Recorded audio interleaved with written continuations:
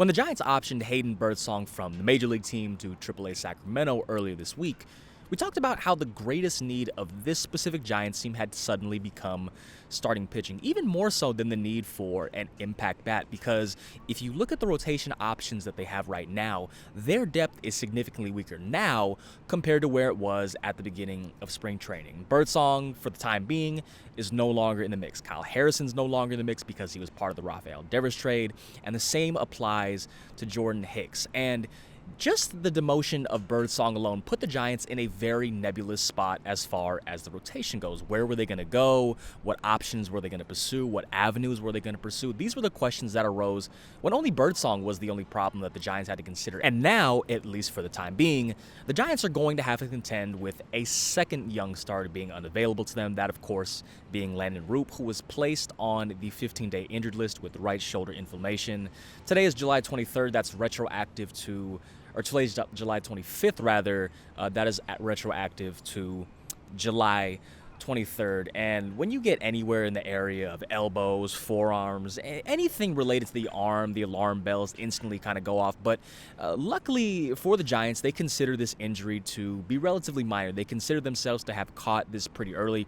This was something that Roupp has been dealing with over the course of the last couple starts. He started to feel a little bit of tightness against the Dodgers in his last start at Oracle Park before the end of the first half, and then really started to feel it during his outing against the Braves, where he went 5 scoreless as the Giants snapped their 6-game losing streak. That, of course, being the game where Rafael Devers made his debut at first base. Tristan Beck was recalled from AAA Sacramento in a corresponding move. We talked a bit how Tristan Beck was kind of at the other end of a hard luck demotion as a result of the Birdsong outing. And if all things go well, as of right now, Roupp, he's going to be in no-throw mode for about a week. But the Giants do believe it is a strong possibility that Roupp only misses the minimum of 15 days on the injured list. That would make him miss, depending on how things go, 2, potentially maybe even 3 starts. But all things considered, given that they are going to be missing a starter, given the state of their rotation already, it's not entirely accurate to say good news, but good news for the Giants given the circumstances. But for the time being, they are going to have to consider what they do with Roupp's spot in the rotation in addition to Birdsong. Now, Roupp's spot in the rotation likely would have been Sunday on Sunday Night Baseball against the Mets. The Giants are likely going to employ a bullpen game that day. It's not 100% certain, but that's the direction that they're trending in. They're also going to have to consider Monday, because Monday's spot in the rotation is going to be... There's a light show going on, whoa. But Monday's spot in the rotation is going to be TBD or TBA as of right now, because Justin Verlander is going to go on Tuesday. What's likely going to happen if they do end up going with the bullpen game on Sunday is that they're going to have a corresponding roster move following that game to get a fresh arm up, and then they go from there. As far as the options, as far as who they might call up from AAA Sacramento, it could be Carson Wisenhunt. Melvin said that he's one of the options. Kaiwei Tang has been pitching really well recently. I have to check the box score, but I believe he pitched maybe an inning today. But in the 4 prior starts prior to today, he had like a 0.46 ERA over his last 4 starts. So I'll check on the box score, but I believe he did pitch just 1 lone inning today, potentially to minimize his workload, get him prepared from potentially coming up to the major league level. But the need for another starter, the need for additional starter depth was highlighted when Birdsong was optioned, and now it's especially highlighted with Roupp not being available. And by the time Roupp gets back in the mix, it will be past the July 31st trade deadline.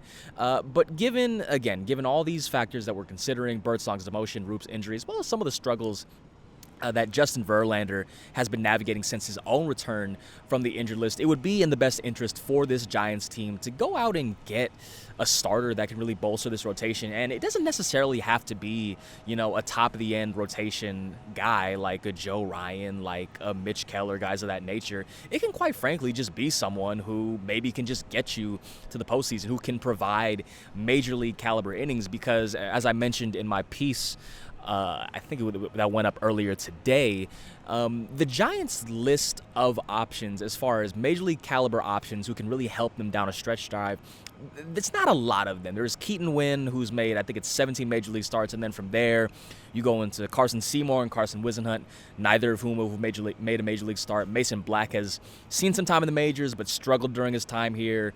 Trevor McDonald has pitched just 3 innings here. There's not a lot of immediate impact players that the Giants currently have in their organization that can jump into one of the starters' roles and, again, immediately help them in this arena. So even if it's not, again, a number 1, number 2, or even number 3 guy, maybe going out and getting someone like potentially a Jose Quintana, who I believe is owed $2 million by the Milwaukee Brewers for the remainder of the season, someone of that nature that can really slide into that number 3, number 4 spot and help you just get to October in the first place without having to run your bullpen dry. And that transitioned us into today's game, a game in which the Giants lost to the New York Mets 8-1.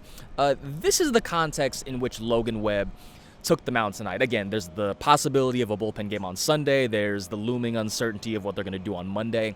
This would have been a great opportunity for Logan Webb to really save the bullpen ahead of what's going to be a pretty uncertain set of days and potentially an uncertain set of weeks, to give them an opportunity to get rested for the task at hand that lies ahead on Sunday and Monday. And Logan Webb has done this not only just numerous times this year, but over the course of the last couple of years, where he's able to pitch into the 6th, the 7th, the 8th, and on occasion complete the entire game itself. This was the circumstances that Logan Webb was facing when he went onto the mound today, and what ended up happening is he turned in his worst start of the season. He only pitched 4 innings, which is tied for the fewest that he's thrown in a singular outing this year. He allowed 6 runs, which is also tied for the most that he's allowed in a singular outing this year. Webb has been very good at keeping runners on base this season. Entering play, he'd only allowed 4 steals, and today he allowed 3, and it was a formula for, again, like I mentioned, his worst start of the entire season. And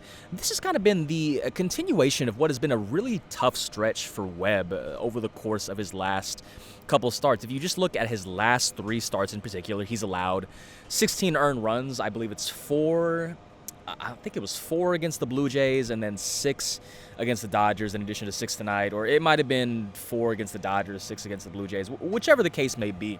16 earned runs over the course of his last 3 starts. That is the most runs that Logan Webb has allowed in any 3-game stretch over the course of his entire career. And during this stretch, his ERA has gone from 2.62 to, I believe, 3.38. And his post-game scrum with reporters was pretty brief. As you would imagine, there was some tangible frustration. When he was asked if there was anything that he's identified from this stretch that's really sticking out as far as why he might be struggling, he said something to the effect of, if I knew that answer, I would have made a change by now. He shot down a notion that his workload from the last couple of years could have potentially factored in. He said he's feeling fine physically. He's being paid to pitch.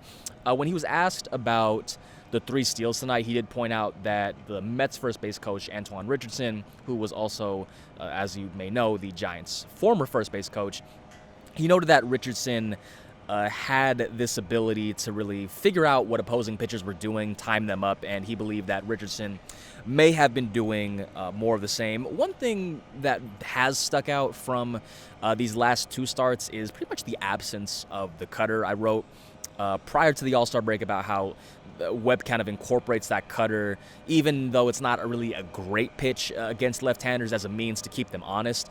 In his start against the Blue Jays, he only threw 4 of them. Tonight against the Mets, he didn't throw any of them, so that's going to be something going forward to keep in mind. Does he continue to utilize that cutter, even though it is, again, a poor pitch metrically? Opponents are hitting really well against that pitch.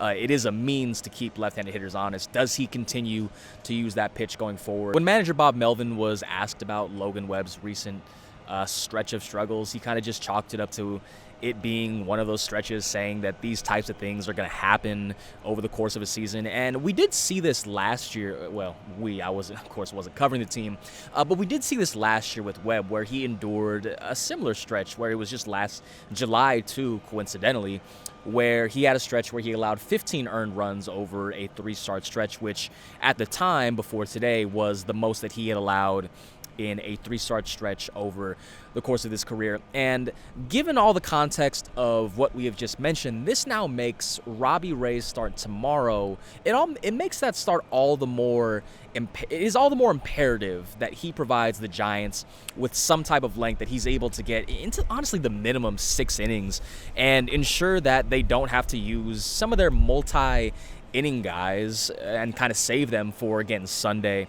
and Monday, and get into a point where they can utilize some of their leverage guys like Randy Rodriguez, Tyler Rogers, Ryan Walker, Camilo Duvall, get the game over to them instead of having to go to Tristan Beck, Matt Gage, Joey Lucchesi, Spencer Bivens, all of whom except for Lucchesi pitched in tonight's game. So that's going to be the main thing worth watching tomorrow, is how much length is Ray going to be able to provide tomorrow as far as innings. And it is worth noting that while he isn't navigating as difficult a stretch of Webb, it is worth noting that he himself is coming off one of the worst starts of his season, that being 4 1/3 innings, 5 runs, and 5 walks against the Toronto Blue Jays, his former team, in his last outing.